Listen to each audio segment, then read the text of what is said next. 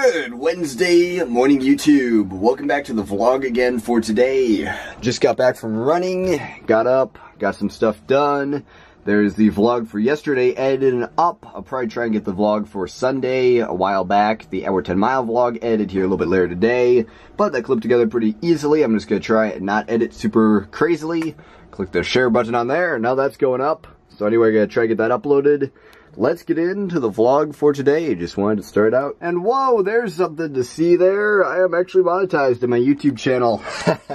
That's kind of joking with Dealer that actually come back to YouTube once I get monetized, which I guess happened at some point during the last 3 weeks when I was gone off there. And I guess that's pretty cool. YouTube really dragged their feet. It took them about like 3 to 4 months. I don't remember how long it took them since I submitted for monetization under the new thing, but I guess I'm back. It's not necessarily the biggest, craziest thing, but it is pretty nice to just have YouTube supporting you in that way. Right now, I'm making a massive amount here, $3.44. Wow. Anyway. Okay, it's 3:39 p.m. and I think the most important thing of everything here to get some listings is to get going. So let's try and get these 2 enlarging lenses listed here. I already have these pictures from yesterday. Should be a fairly easy list. Let's just get those up and listed. After that, I have some pretty easy items to mix in here. I have some returns I need to go through and process. And then I have all these little point shoot things over here, which we'll be tackling here, I guess, in a minute. Let's start and get those first 2 listed, though. Well, I think it's about time to get this vlog back on the road. We're at 2:16 a.m.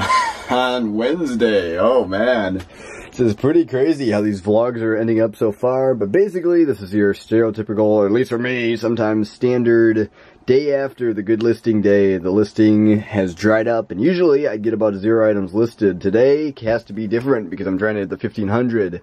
So I finished up listing those 2 enlarging lenses there, did a bunch of random stuff. My 8x8 exploded on me, so I had to reassemble that, and that took like an hour and a half, so I don't know. Time goes places, and we are here now, so I guess this is about the time to get some more stuff done. Here's that tote of point-and-shoot cameras. I'm pretty sure I'm going to have to go downstairs and find a few more things because it's not going to cut it. It's not quite as many good cameras in here as I thought. There's actually some digital stuff and some other oddball stuff like that. There's going to be some pretty good digital cameras in here, like this one right here. Let's see if I can find a model number on this one. Coolpix L110. I bet in mint condition it's about $130. In this condition, probably closer to 100, but should be easy to test. Just AA batteries. We have a good Canon here too. A Kodak that can also test with AA's. Some FinePix S7000s. I probably won't list those today. Those aren't worth a ton, and one has some minor issues. And a Nikon, I believe this is an S4, but let me take a look at the front of it there. Yes, Coolpix S4 was a high-end camera at some point. Missing a little folding lens cap, but otherwise, probably $50 or something on that one, maybe a little bit less.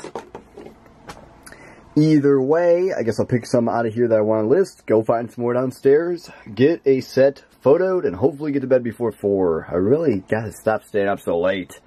But the incentive has to happen, the listings gotta happen. If I can't get done early, I gotta get done late. At some point, that's just how it works. So anyway, let's get that going. Definitely one of the reasons I started the vlog back up is I need the motivation to get started early and to get some stuff done. With this whole $1,000/$1,500 a day thing, it makes it so I can't really have as many down days. I used to have days, like I had 1 day a week where I listed 3 items or listed 2 items, just kind of fooled around all day and didn't really get much done. But this is different. Gotta make it happen, gotta get it going. This is the real vlog. This is the real crazy wheeler life. I don't know how else I can describe it. Let's go find those items, I guess. Okay, so this should be a little bit better here. I'm going to pull approximately, let's say, $700 worth of stuff out of there. Maybe 6. Guess we'll see when we get to it here. And then, I was not able to find another point-and-shoot tote, but I found all this stuff right here. There's going to be some decent Hasselblad accessories, a pretty good Nikon for Rolly or similar prism right here. And just some other things in there, so I'll be able to pull some real good pieces right out of there. This right here, this is actually new old stock. That's $110 or so. ELM battery door. If it is used, like it probably is, it's still 90 or something. So, pick some stuff out of there. Pick some stuff out of here. Let's get a good batch listed and let's get it going. Okay, and there's a scattered pile of picked items for the stuff here. I'll go through in more detail per item once I start looking them up here a little bit. But I'm going to do a further sort by looking them up, figure out what here exactly needs to be listed. There's definitely going to be a couple $100+ plus pieces here. Not sure if this specifically is one, but there's going to be some real good stuff right here. My Mamiya magnifying finder doesn't seem to want to focus. Like a Canon F1 Prism. We have this right here, which if you know anything about high-end movie cameras, let's wait for that to focus right there. Arri, as in the Arri Flex, and some other cameras that are used to shoot a lot of movies from the 50s all the way through the 90s on 35mm film. There is a high-end movie camera adapter hood type filter holder thing. May or may not be worth big money, but who knows. Either way, it is marked Arri, so that's probably pretty good.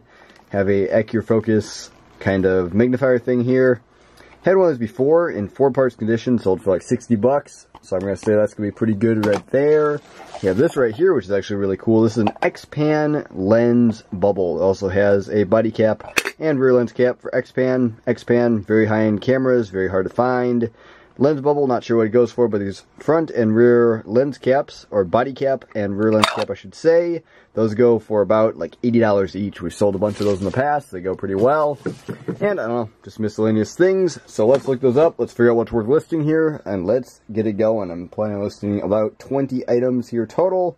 So, gotta get into it. Okay, this is kind of interesting here. I'm really excited to go through this tote of stuff we have like this and kind of figure out what exactly is worth big money and what isn't. So you can see this is both brand new and also a newer model of something here. And also to leave my button down. But anyway, this is a matte box with filter holder for Arri cameras. And this also shows up when you search for this exact piece I'm looking for there. Also have a matte box 2 filter stage guide, so small little pieces, $239, $600, $900, $900. There's a lot of really expensive movie camera stuff. Anyway, for this exact piece, there are none listed right now, and there are 3 sold. One of them here, and they're all sold from Netherlands, United Kingdom, and Germany, which is interesting, not the United States.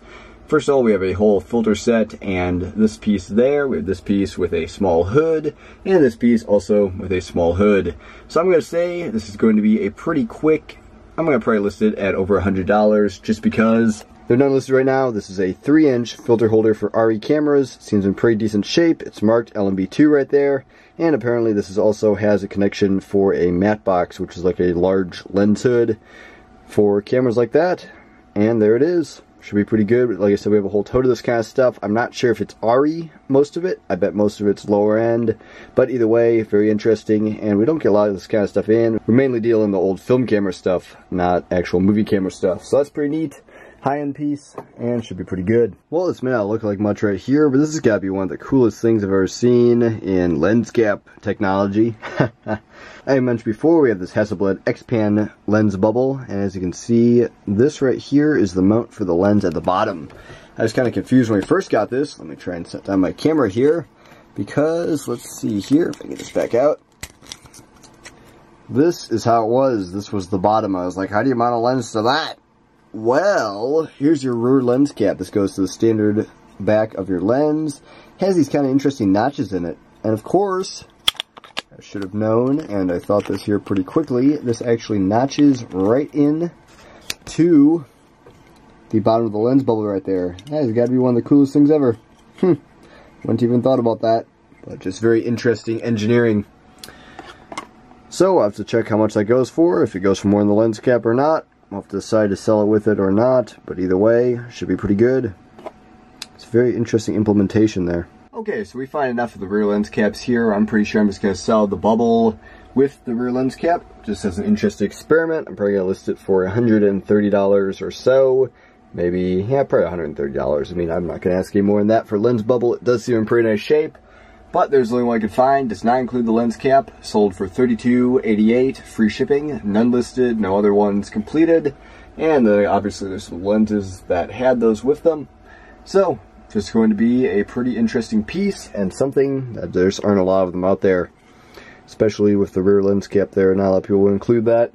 You'd be surprised at what certain accessories go for. X-Pan is one of those ones that's just super hot. And they all go for big, big money. It's actually pretty cool right here. We have Olympus XA2 in the box. As you can see, there's the camera. It's kind of hard to see under all that stuff. But anyway, this one has all the original paperwork with it. That's always really cool when you find one of these. And if you see the actual date on the receipt there, this was bought in January 31st, 1983. That's a long time ago. Oh man. For $131.30 from Dolgen's Catalog Showroom. Very cool. Paid with by a Visa card. I probably will include this receipt with that because there's no personal information on it, but like these receipts here with some addresses and stuff, I'm just going to throw those out. But that is just really cool. Apparently you can keep this receipt for returns, so if you wanted to return that, you could. Okay, and then we have this Hasselblad battery door, which is a little bit different than some that we get before. This one actually has like a battery check button on here, and the contact pattern is a bit different. It's not for the standard like 500 ELM, which was the camera that flew on the moon, or one similar to it. And we have one right over here on the shelf, and we have those from time to time. This is actually for the later model, the 553 ELX, which is actually probably more desirable and a lot harder to find. As you can see with the battery check button, it's otherwise pretty much identical to the other one there, but should be a little bit better. There's one right there, and I was looking up the cameras there. They're pretty expensive and can't find any of the battery doors, so I'm going to list that up probably at $130. Should sell pretty quick.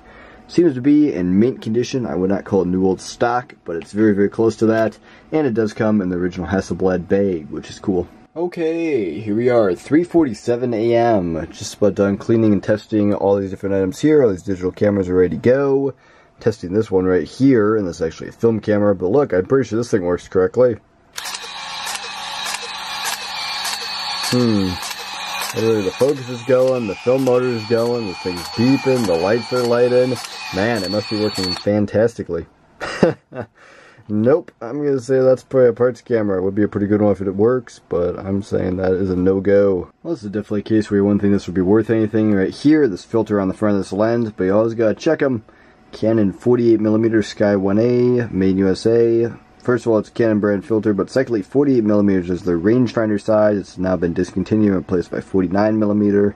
And those are very desirable, pretty hard to find. I'm going to clean that up if it doesn't have a lot of scratches on it.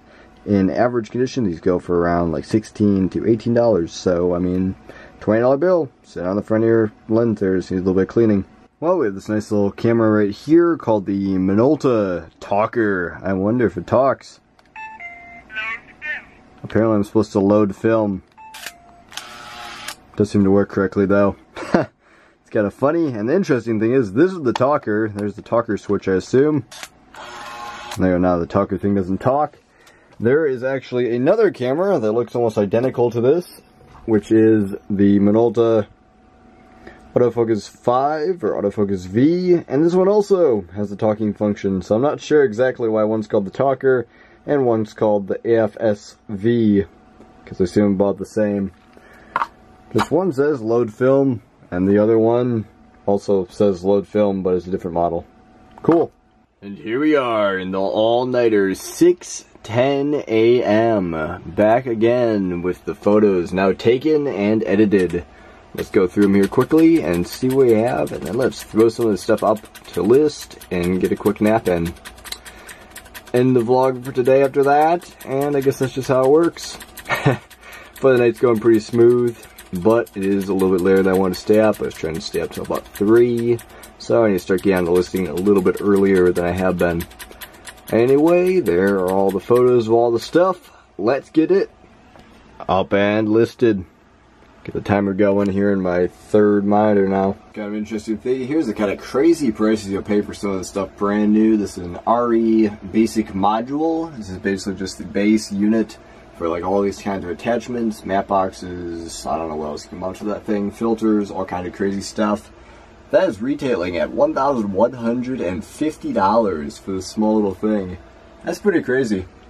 So I'm going to say this piece right here is going to fit right exactly what I said before, right in the $130 range.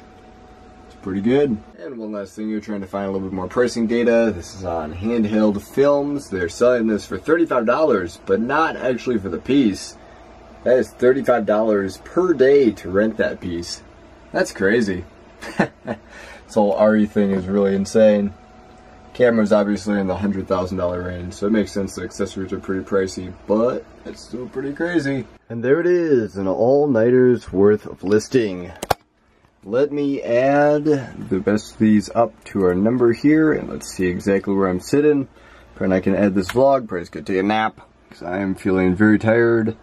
Let's see here, $130 for that one there, add that up, $2,038. 28 items listed. It's gonna be about it for the vlog for today. Thanks for watching. Like, comment, subscribe below if you enjoyed. Stay tuned for another vlog tomorrow. Wheeler out. Goodbye. Gotta stop pulling all-nighters. It's fun, but it's not very realistic.